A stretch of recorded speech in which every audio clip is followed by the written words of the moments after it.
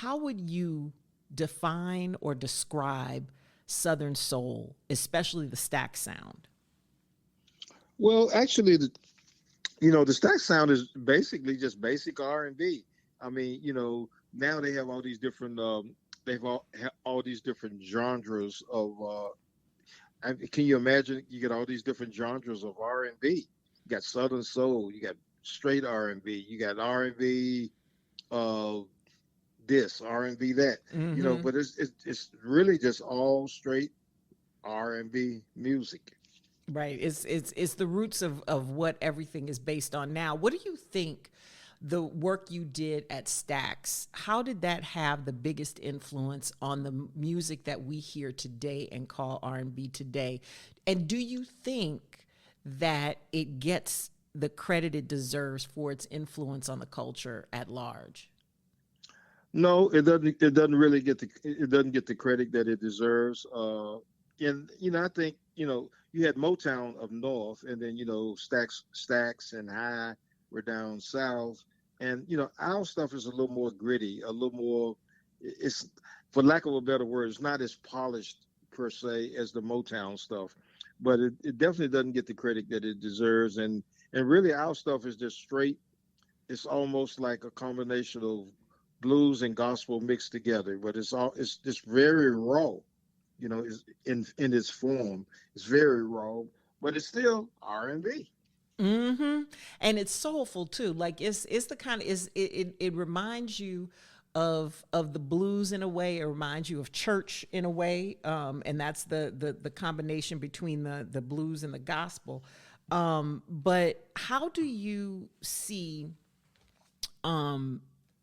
the way that, how can I put this? I'm not going to mince words about it. But how do you see, because you talk about the comparison between Stax and Motown in the sound, but I also think, at least looking at it from a perspective of growing up young under the music and hearing my parents talk about it, it seems like Motown was more crossover at the beginning, more accepted, and that the Southern stack sound, the high records, and that sound was not, it was really just for us as Black people, or that's how people perceived it.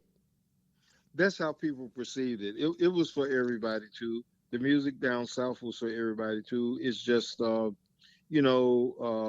thing about people and thing about radio, unfortunately, is to me, music is music. What is the Detroit sound or the Motown sound or the stack sound or the high rhythm or the high sound. It's all music, and it's all our music. All of it is ours.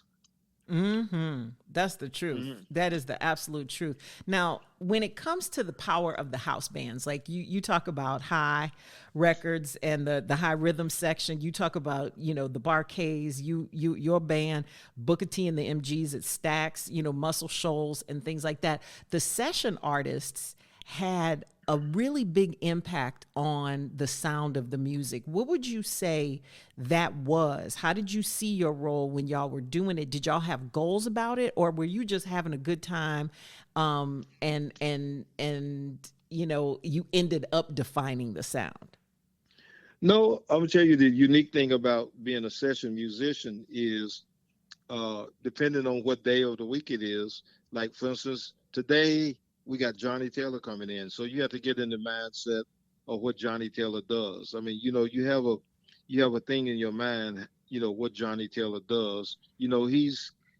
Johnny Taylor is kind of like blues, but he's also kind of like R&B.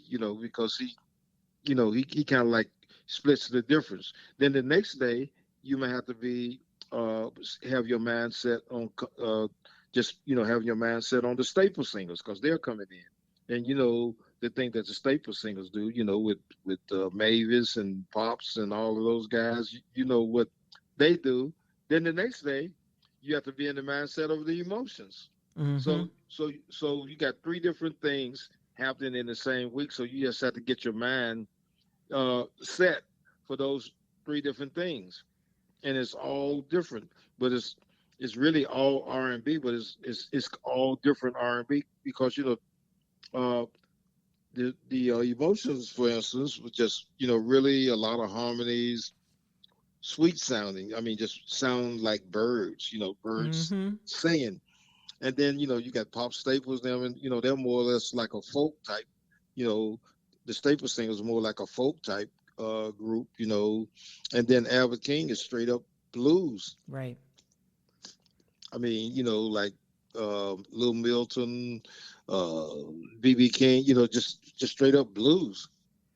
Right. How did that affect you being able to change back and forth between those individual personalities of music, whether it was a group or individuals? How did that affect y'all, the BarKays, as performers on your own? Well, I think what it did for us is it made us more of a well-rounded musician. In other words, you know, being able to flip the script on a moment's notice, it gave us just a really great insight on how to get that done.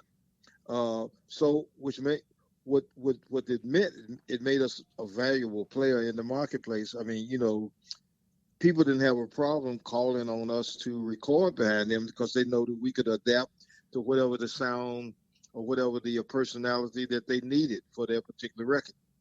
Hmm. I like that. Now, I will say this. I watched the Stax documentary, and it was so enlightening and emotional, and it was all the things. I really enjoyed it. Now, it was clear in the documentary, though, that losing Otis and most of the band is still such a painful memory for everybody at Stax or that had a connection to it. And they focused a lot on the after effects of that. Do you have any, on the flip side, any favorite memories on the road or in the studio of any of the folks that are no longer here with us, or anything you want to share about that? Yeah, well, first of all, Otis was a mentor to the BarKays. He took us directly out of high school. In fact, he wanted to take us before high school, before we finished high school, but our parents, wouldn't let us go.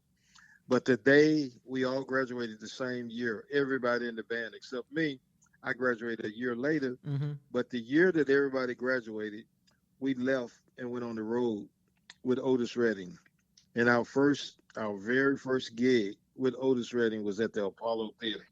Going back to your question, uh, the BarKays were a unique group in that we always said that if anything ever happened to either one of us, whoever's left, carry on.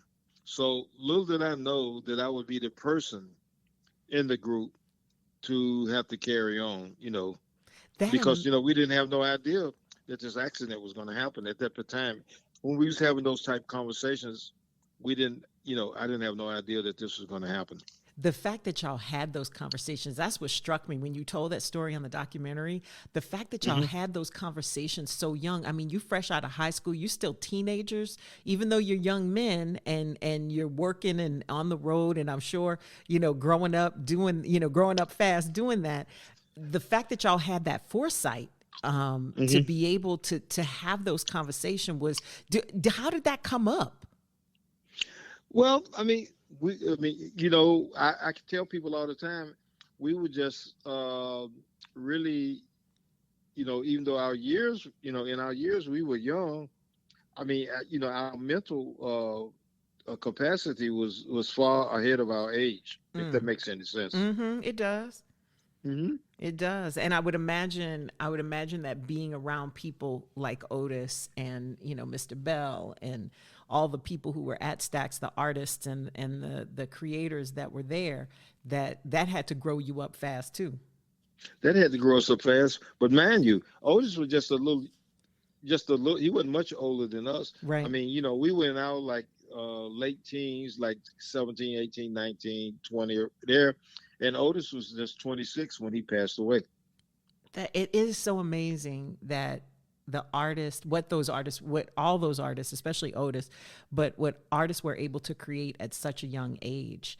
At that point, because when you think about what time, what how where they were in life when they passed away, You think about what else they could have accomplished as they got more knowledge and as they got, grew in their stature and in their gifts. Oh, no question. I mean, no question, because we lived, eat, slept, drank, everything.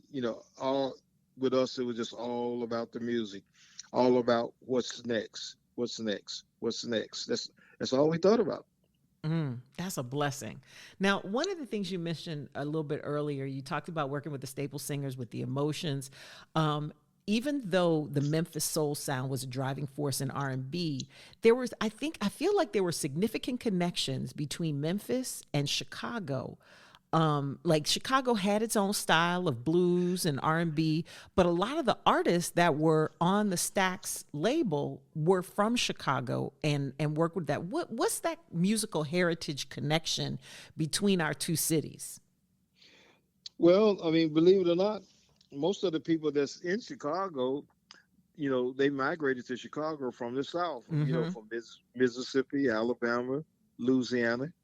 All of those people, they moved from the South to the North because, per se, life was allegedly better in the North than it was in the South back in those times. So I got relatives that actually moved from, Mississippi and Alabama, in Arkansas. They moved to, St. Louis, Chicago, Detroit. Mm-hmm. Simply because of the fact life was better. You had the automotive industry in Detroit, Mm-hmm.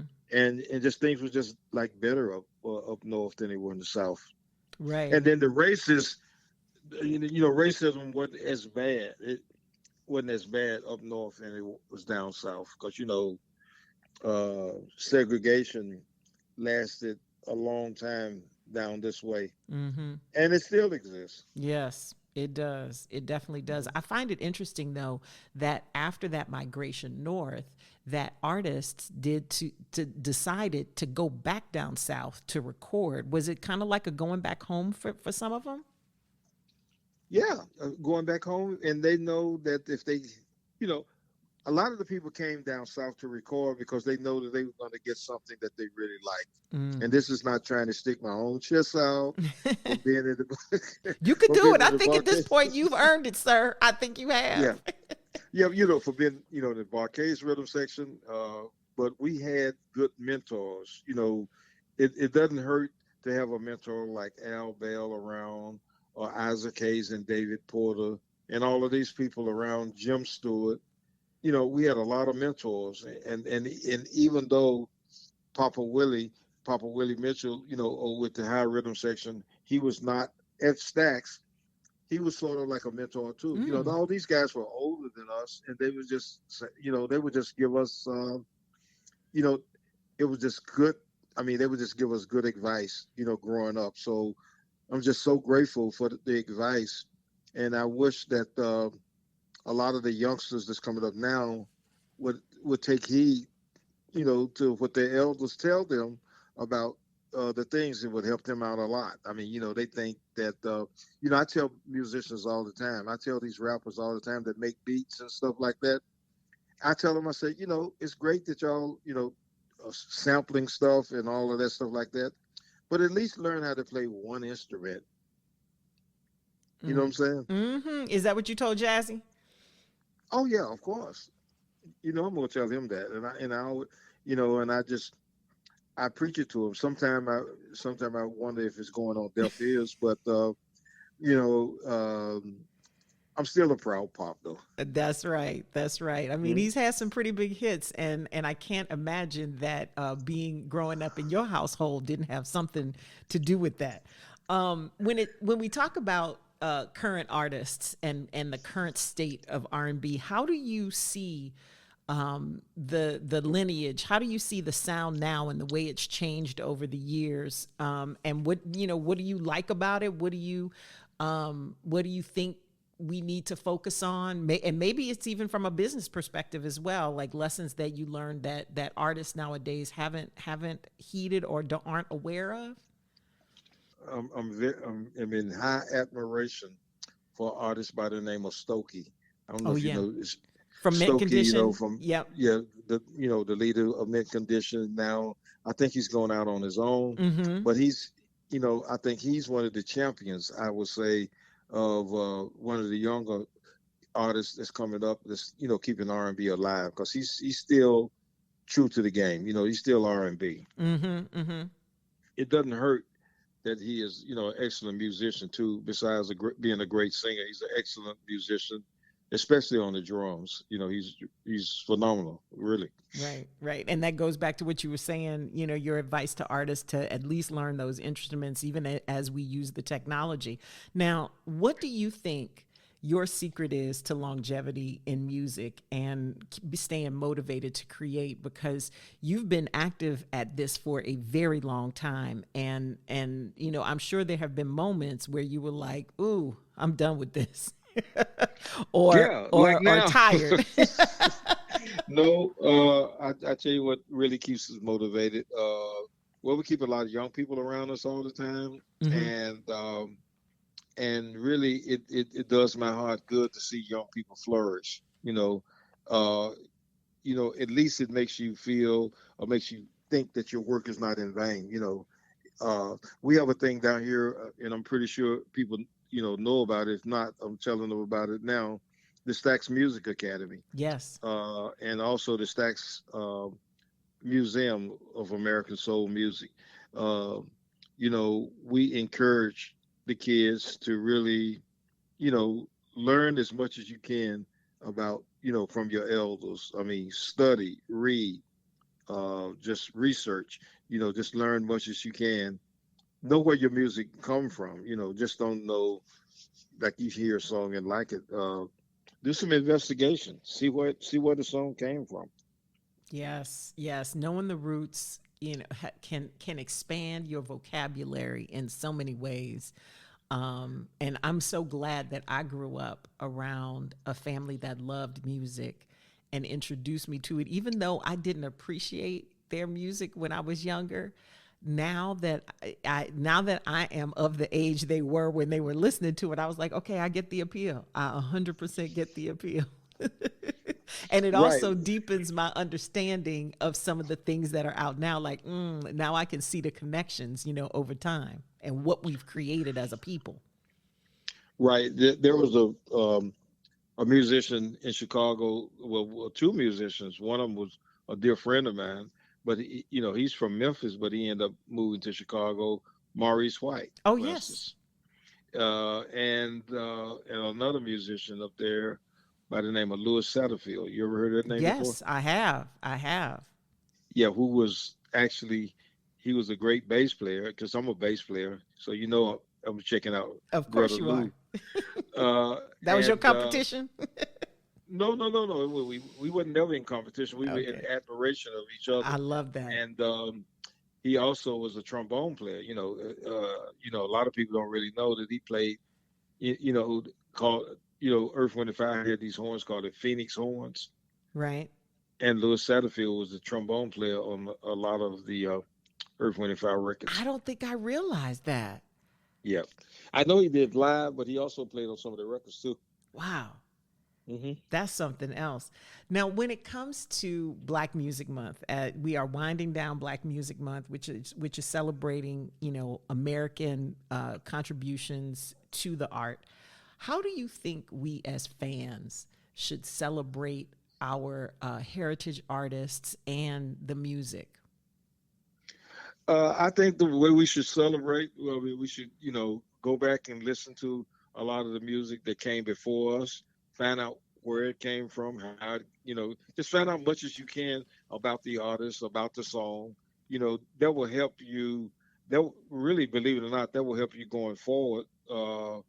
It would help the creative process for you going forward when you learn how songs, how they got started, or because if you talk to various writers, if you talk to five writers, they'll give you five different answers on how they started a particular song. Mm-hmm. Some people start the song with a beat. Some people only have just the lyrics, or they may have a verse, or they might have a really vamp to a song. Songs start 1,000 different ways. What do you think? is the best or maybe your favorite hit that's not yours and that you didn't play on or produce?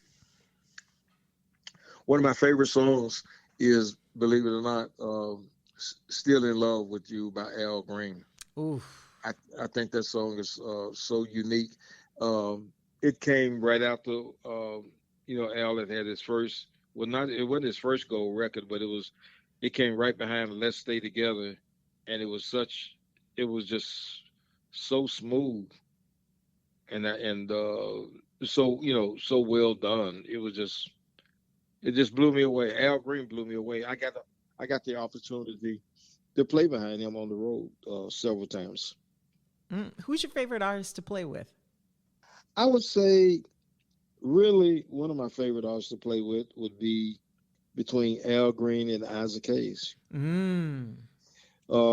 Isaac Hayes, because with him, you never know what's going to happen next. I mean, he's a guy that always, you never know what's going on next. I mean, one of the amazing things about working with Isaac Hayes is everything that you hear on record, like all of the albums that you hear, all that stuff was created on the spot. It was not, it was not pre-planned. It was not pre-done. Everything was created right there on the spot. Because you played the bass on Shaft, and that's got him the Academy Award. And you mean to tell me that was as if it was a live performance in the studio? That's how that came together? Yeah, well, on Chef, we did do some rehearsing because, we were out in California doing the movie soundtrack too. So Gordon Parks, Mm-hmm.